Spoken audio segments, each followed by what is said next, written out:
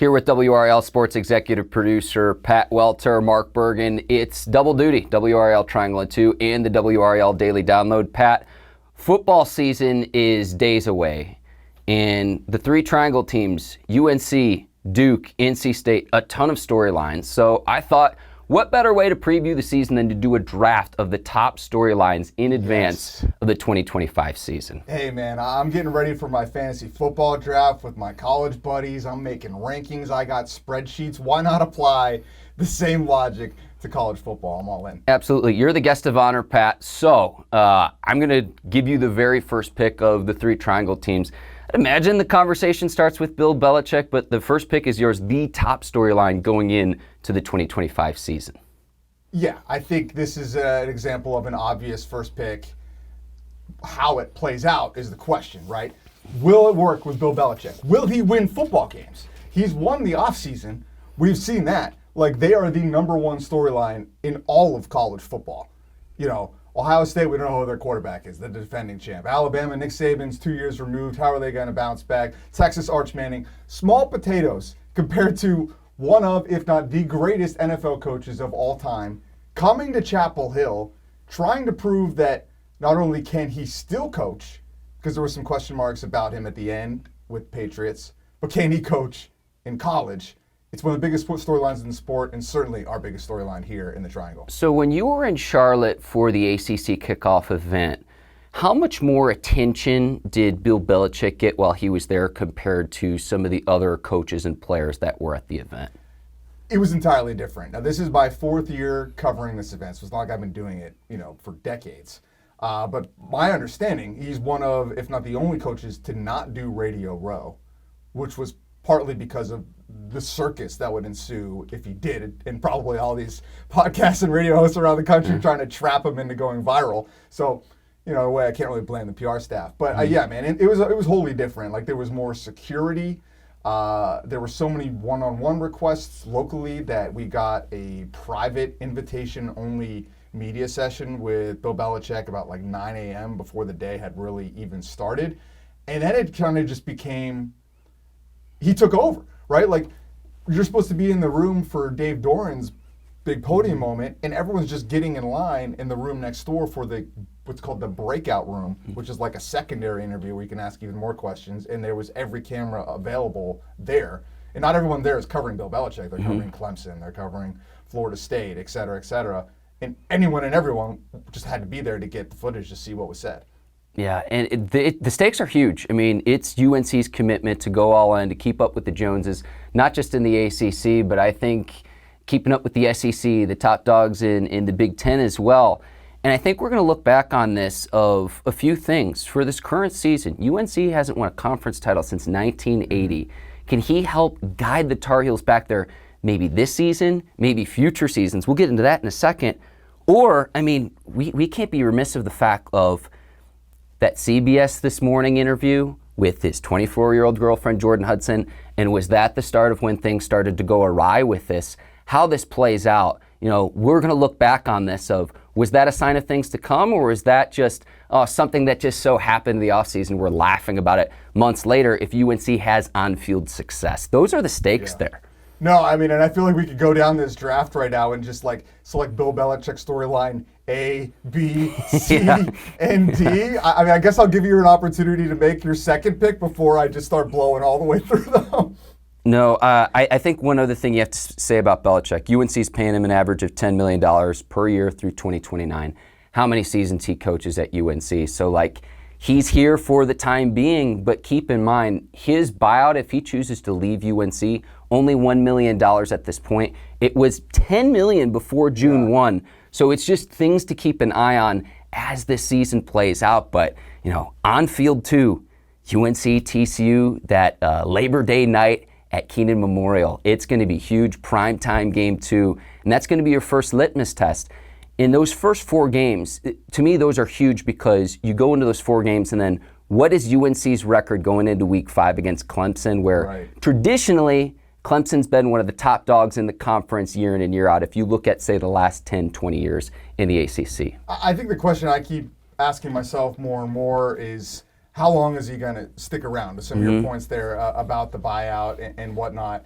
And he stuck around this long. Like, he's coached in week 1. And that was a box check that we weren't sure was ultimately going to happen a few months ago. And it's not like I'm saying this with like any inside knowledge. I'm just kind of reading the writing on the wall. It seems to me that there's going to be an opportunity for Bill in the NFL next year if this stays on the tracks at all. Like, he's not going to need to go to the college football playoff for an NFL team to look around. That's, how many teams in the NFL are there that are just desperate for the same kind of attention, relevancy, competency? You're telling me like a downtrodden franchise, like, I guess I don't want to put franchises through the mud, but like the Cleveland Browns, a place that Belichick has a history, the Arizona Cardinals, like some of these teams that are the Miami Dolphins that are just trying to find their way back aren't going to be looking at Bill Belichick if he shows a degree of competency at Carolina. So the question comes down to is like, how much does he actually like college? How much does he still want to stick it to all those NFL owners that didn't hire him this previous cycle? And how much does he want to set up his son, potentially Stephen Belichick, for a potential inheritance situation? Not that is like what's been set in stone here, but it's hard not to acknowledge that it could be a possibility that Stephen Belichick could inherit this down the line. I would think that UNC would be a heck of a lot stronger defensively, the discipline, not beating yourself. Yep. And what I'm talking about, and I don't mean to shortchange Mac Brown's contributions to this program, and I promise you we'll get into some other picks here. Yeah. One last thought of this is North Carolina is ranked bottom half in the FBS in scoring defense, total defense, in penalties in each of the last 4 seasons. I don't envision you'll have those same issues with a team that is coached by Bill Belichick for the 2025 season. I expect those things to be improved upon tenfold this season for the North Carolina Tar Heels. I agree with you. At a minimum, like, they aren't going to go to Boston College and get blown out and embarrassed. Yeah. They aren't going to lose to James Madison giving up 70 points. They ultimately might end in the same result. Like, they might land at 8-4 with a trip to the Mayo Bowl, which is like Groundhog Day all over again for Carolina fans. But I think you're going to be prouder of that 8-4. I think it's going to be not as maybe empty calories as some of what it was with Mac Brown. Certainly a ton of excitement with Belichick. I'll go to my next, to my pick, my very first pick. I'm going to go to Duke, which the best team in the state a year ago, there you go. Getting votes in the coaches poll, the AP preseason poll, only team in North Carolina to do that. And I go to Duke in specifically the quarterback position. Darian Mensah is going to make a reported $8 million over the next 2 seasons with Duke. And I just feel like we're not talking nearly enough about this of how he performs year 2 of Manny Diaz. But $8 million when you're talking the NIL era, Patrick Welter.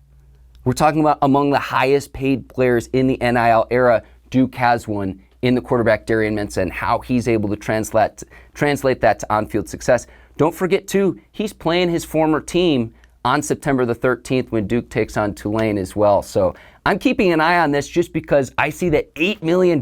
Yeah. Can you imagine having millions of dollars walking around on a college campus? Oh, man. But that's the cost of doing business in college football in 2025. I can tell you, I saw Darian Mensah walking around ACC kickoff with some very fine clothing and a handbag. I have not quite graduated to designer handbag levels myself. So props to Mensah for the style choice. Just a really smooth kid, the way he conducts himself, the way he talks, the way he interacts with other people. I've been impressed by that. And he plays football the same way. And one of the most under-discussed storylines is the investment that Duke has made into football. Like, we all know about their basketball program and everything that they have done and what they have built and how they've kind of really capitalized in this modern college sports landscape. Nina King is trying to do the same thing in football. Now, they're a private institution. Our access to their records and finances and sources are not as readily available as they are with NC State and UNC. But to your point there, that reported figure about Mensah's salary, I happen to know one of his agents from a prior story, and I texted him after that. He didn't confirm that number, but he didn't deny it either. And that's a lot of money. And you think about, this is a team that hired Mike Elko, who brought the program back to relevancy. They lose him, and you're like, oh, well, where are they going to go from here? Well, they bring in another top coach in Manny Diaz, and I guess probably another draftable storyline would be how long is Manny Diaz going to stick around? But I think Duke's certainly going to try to keep him. Like they're gonna try. They're gonna try to give him a number that he can't refuse if he's successful again. You could argue he could have been one and done with a 9-win season his first year. Certainly, like, is this a guy that could go back to Miami? Where he's from. If Cristobal doesn't. Okay, you just broke my brain a little bit, Pat. I could see it though. I could see it though. Or any number of those type level of programs that are going to be looking for a coach. Coming off a 9-win season, Mensah replacing Malik Murphy. Malik Murphy transfers to Oregon State. But we're talking about a player, too, when you talk about all of the transfers and how big the transfer portal is in modern college football. ESPN had Mensah as the number 3 overall transfer in its final transfer rating. So we're talking about a very high-caliber recruit at the quarterback position. I'm excited to see him play this fall. One note from Manny Diaz we got on Mensah and the recruiting. I think it was generally understood that Malik Murphy, left on his own to get, quote unquote, a bigger bag. I don't know that not to be true, but something that Manny Diaz said kind of sparked my eyebrow that made me think that maybe they didn't want him back. He said that they thought they could be more efficient passing the ball, throwing more touchdown passes. So it sounded a little bit to me, reading between the lines, that they were like, you can go ahead and leave. We think we can do better. Wow. And they think this Mensah guy is the guy that can take their offense to that next level. And you might be laughing, saying, Duke football, why are you guys talking about this compared to State, Wake Forest, UNC? Duke beat all 3 a year ago. Duke beat all 3 a year ago. So we'll see. We got to get a team in the top 25 but before season's end. And going into this preseason, I want to have some more excitement. But Duke getting some votes in some of those preseason rankings. We'll see how this shakes out. Duke kicks off the season against Elon to kick off the season. Pat, you have the next pick in terms of top storylines. All right, well, I know Wolfpack fans are already emailing me. You guys haven't still talked about NC State. We're 10 minutes in. I got this email. I'm not going to put the guy out there on blast about talking about Belichick. He was very upset that I called Chapel Hill the center of the college football universe. But look, it's tongue-in-cheek, but it's kind of true right now, at least from an intention standpoint. But yes, NC State, the place that has the most fans in this region, a team that we obviously should respect for what they've done the last, 13 years under Dave Doeren. But my draft pick here for the number 3 overall pick is, how hot is the seat on Dave Doeren? Oh, okay. All right. Make the case. Make the case. Now, I like Dave Doeren, even though sometimes he feels like he doesn't like me, but that's just how he is. Okay. He's a prickly guy. He's out for his guys. He's a super loyal guy. I respect all those things about him. And by far the longest tenured coach here in the state of North Carolina. If you take all of the other head coaches at the FBS level, Doeren has more experience at State than the rest of them combined. At the college level. And that's a great point, because it leads into the hot seat. It's not that Dave Doeren is doing a bad job, but what happens when a coach stays at one school for so long, there's a complacency that starts to set in among the fan base, among the donors, and eventually you need a change in momentum. You need a spark, you need a new direction, and I always advise against that in the way, because the grass is not always greener, as we've seen in college sports. But when you've got Bill Belichick coming in to Carolina, that changes the equation. They are making a serious investment in football. Duke is making a serious investment in football. We just heard from Buch Oregon the other day. NC State is as well. We saw them last season, the transfer portal. They bring in a lot of high-profile names. Grayson McCall, Noah Rogers, a lot of receivers. That does not work out for a variety of reasons. It seems like this year, Dave's getting a little bit more back to basics. A team that he's called more coachable, seems to fit his character more appropriately. So we're going to see if it nets out results, because just rinse and repeat, 8-4 and you beat Carolina, and not to throw the Mayo Bowl under the bus again, that's not going to be good enough for Wolfpack fans. Everybody now is poisoned by the college football playoff. Everybody wants a taste. It's expanded now. NC State fans feel, and as they rightly should, like they should be competing for it. And if they're not, we'll see how hot that seat gets. Yeah, so in his 12 years, he's had 9 wins in 4 of the 12 years he's had here in Raleigh, but he's never eclipsed that 9-win mark. So you never get to the bottom of the barrel, but you never quite get to the elite of the elite. Now, something that will help Dave Doeren in the 2025 season, NC State doesn't play Clemson this year.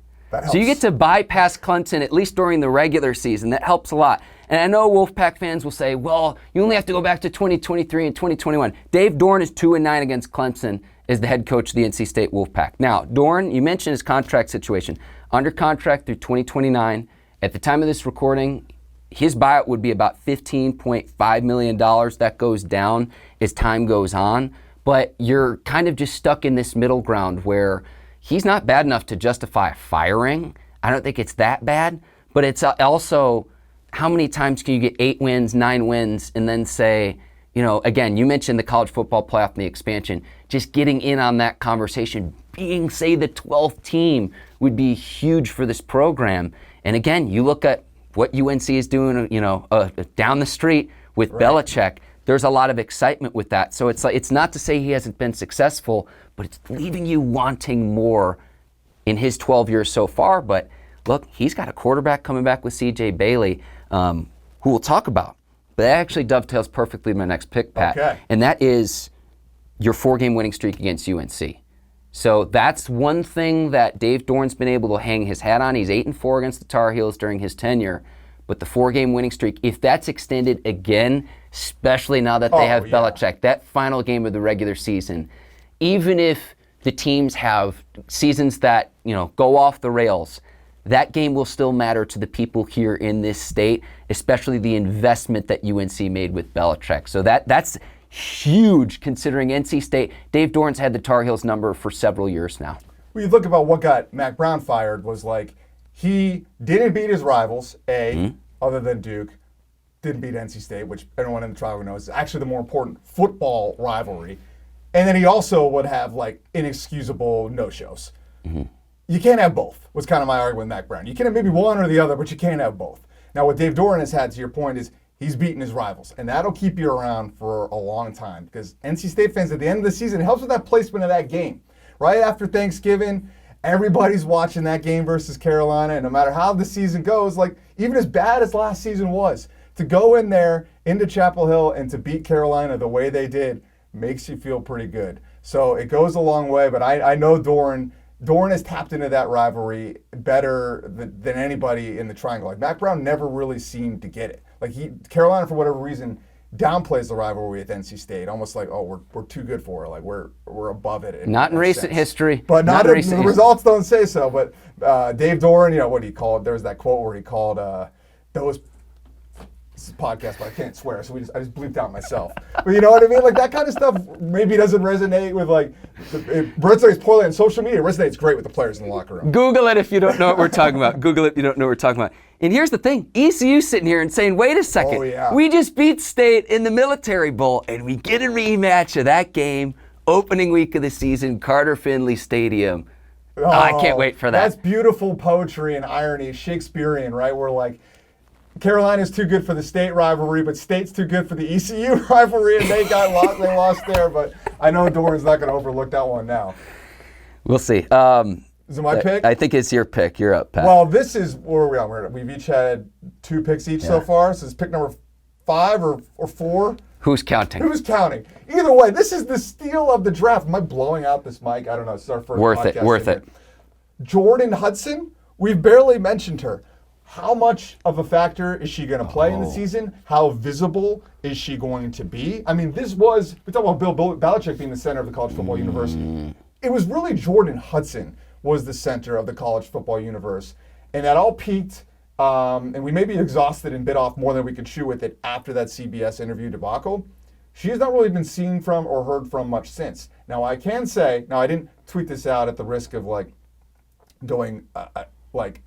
being more than it was, because I didn't witness it firsthand. But I was at Carolina last week for the Bill Belichick press conference. One of my colleagues over there said that he saw Jordon Hudson in the building. Okay. She was around. Okay. So much for that ban for Pablo man. Torre. Maybe I should have tweeted that out. It's on the podcast now, so we'll get this out there. Love it. It's not like she disappeared off the face of the earth. It's not like she broke up. They just wisely put the focus back on football, has kind of been the message, and that's been everything they've done publicly since. But will she be at the first game?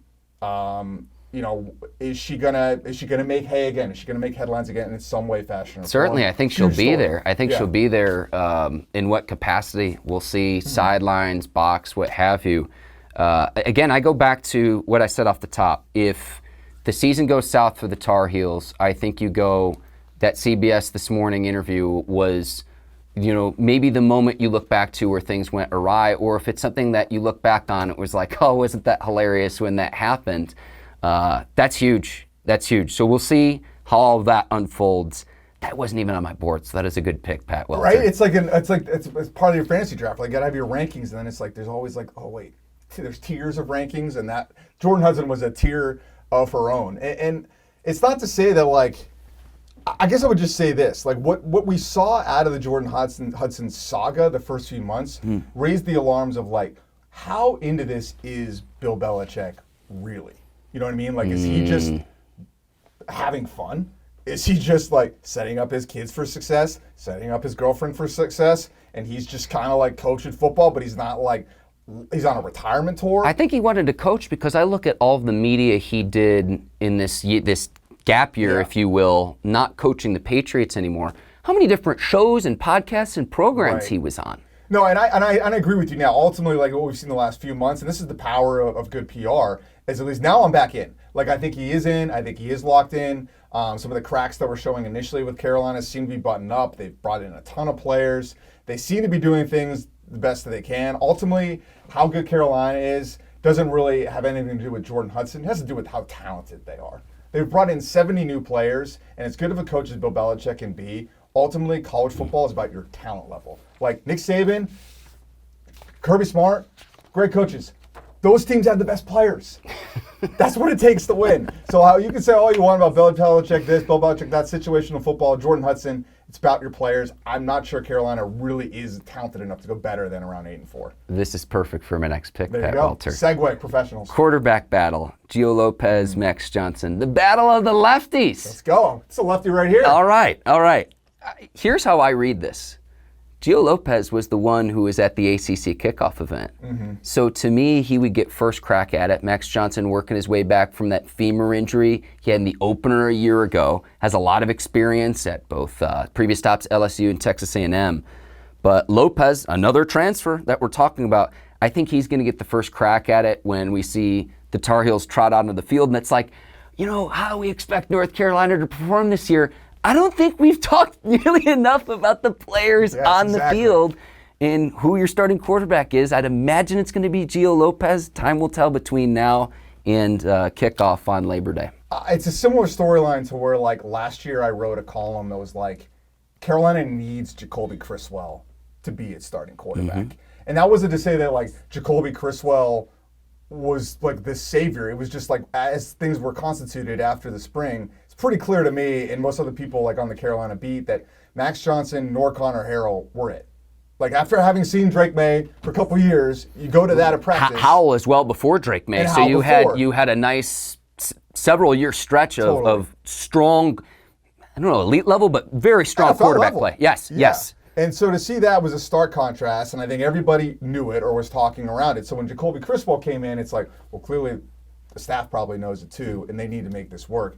Now, they kind of kept him as like a distant third the whole time, and then ultimately he finds his way in, and when the cream rises to the crop, some of that was obviously Max's injury.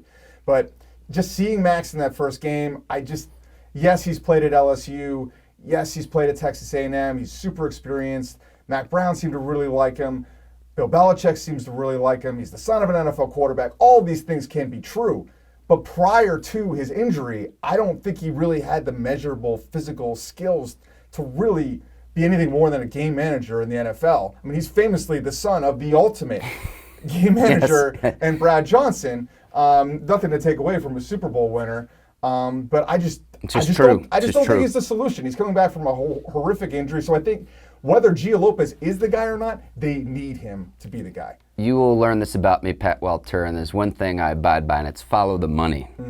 Talking about the reports of how much players are making. Gio Lopez, 2 years, $4 million with North Carolina. So again, you're paying him to sit on the sideline, and then why would you bring him to the ACC kickoff? I'd imagine he gets first crack at it. Again, if North Carolina goes off the rails, though, the freshman Bryce Baker, I know, has shown some promise. There's some intrigue there. I'd imagine they redshirt him. He could play up to 4 games and still maintain his redshirt status. Something to keep an eye on, though. But I'd imagine it's going to be Gio Lopez.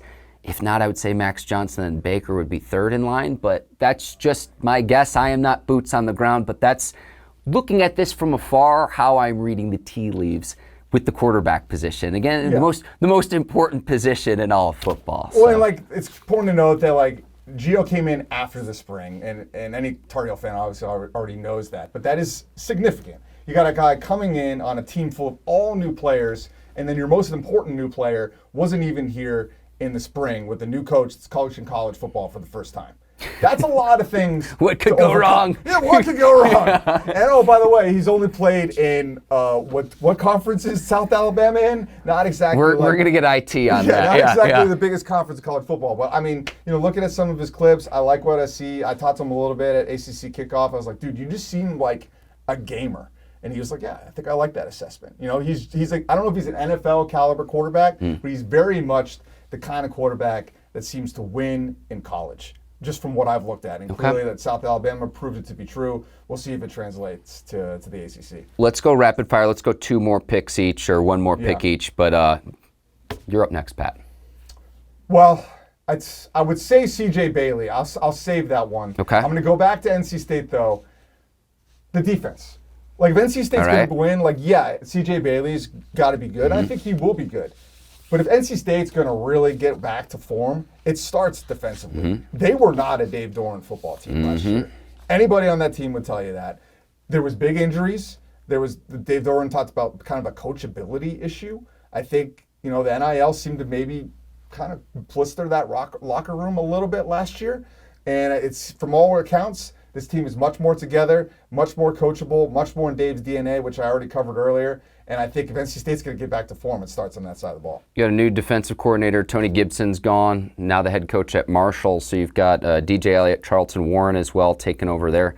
New offensive coordinator as well. Kurt Roper taking over as OC as well. So don't shortchange that you've had coaching turnover coming off a 6 and 7 season for the Wolfpack. Yeah, and Kurt Roper, I guess it is changed, but he's also a guy that recruited C.J. Bailey, had been on the staff previously as the quarterback's coach, huge relationship with Bailey. So in a way, it's continuity in all the most important respects. But you're right, DJ Elliott's a guy that Doeren, as far as I know, has not worked with, came from the NFL though, which is something that they like, that kind of resonates with the locker room. I'll take Bailey in the sophomore season, and it's more so, it's going to kind of be a twofold pick, is his rapport with receivers. There's a lot of returning talent on this team, but coupled with the fact that Casey Concepcion is also gone, now over at Texas A&M playing for Mike Elko, former Duke coach in College Station. Intertwined like the Marvel universe. Yes. But a guy I thought had played well as a freshman thrust into action because Grayson McCall had career-ending injuries. So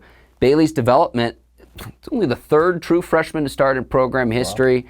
A guy by the name of Philip Rivers, being one of the other 2, and then MJ Morris as well. So I thought Bailey played well. He's added some weight since he came in as a true freshman, but his development's going to be huge for NC State in the 2025 season. And he's just like a bright light. Like, he's a guy that just walks into the room, lights it up, very positive, big smile. He had that from the beginning, and then the difference this year is that maturity. You talked about the physical weight. There's just the intangible kind of weight that comes with being the guy. The force that when he walks in the room, when he steps into the huddle, and it seems like everybody respects him. And like Dave Doeren has talked about too, just what just having an unquestioned leader and a returning quarterback does for an entire team.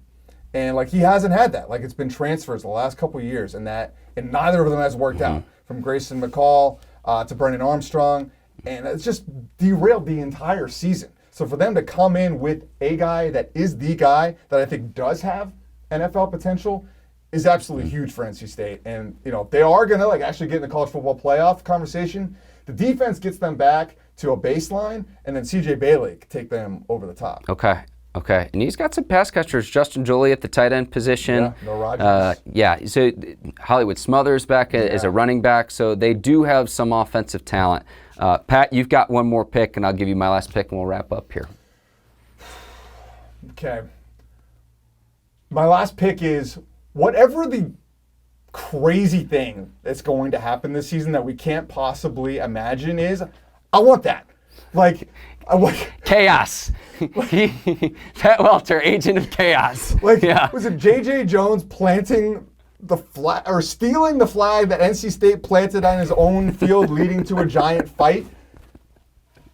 Matt Brown. You want to see ECU and NC State throw up their dukes again Yes. like they did in the Well, Military Bowl? I can't say yes. Okay. I don't want to say yes, but yes. No, but you know what, you took like the spirit of it. Yes, you know what I mean. Or Of what a good-natured rivalry is, and that's I'm with you in terms of that opening game of everything. As much excitement as there is in Chapel Hill, the bad blood between ECU and NC State is something absolutely I'm watching opening week of the season. And every year here, there's something that's going to happen that we can't possibly imagine. Like Bill Belichick being the head coach of the North Carolina Tar Heels. Like there's going to be something that happens that we can't possibly imagine, that we couldn't possibly draft. I'm all in for that. Okay. That's why I love working here, and you know it's going to happen. All right, Agent of Chaos. I've got an honorable mention, and I'll go to my actual pick. Okay. Duke cornerback Chandler Rivers might be the best pro prospect, one of the best cornerbacks in the nation. Keep an eye on him. I want to give him a shout out. Duke has a linebacker named Memorable Factor from British. And if he's watching this, we want to interview you. He also has a YouTube channel about rugby and cricket. 113,000 YouTube subscribers. Memorable Factor, yeah.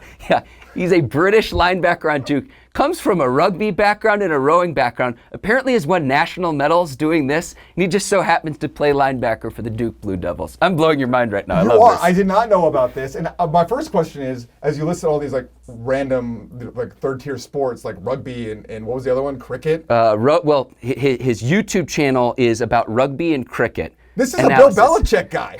This is a Bill. Does he play lacrosse? Because maybe that's why he's not on the Tar Heels. Maybe he can transfer next year. Shout out Memorable Factor, though. That is my final pick. I was going through Duke's roster, and I was like, wait a second. It was almost like one of those things you'd see on The Onion or the old Key and Peele sketch where they're going through their backgrounds. But oh, man, shout out to Memorable Factor. And I'd love to see him get on the field. I know Duke's got a talented defense this year.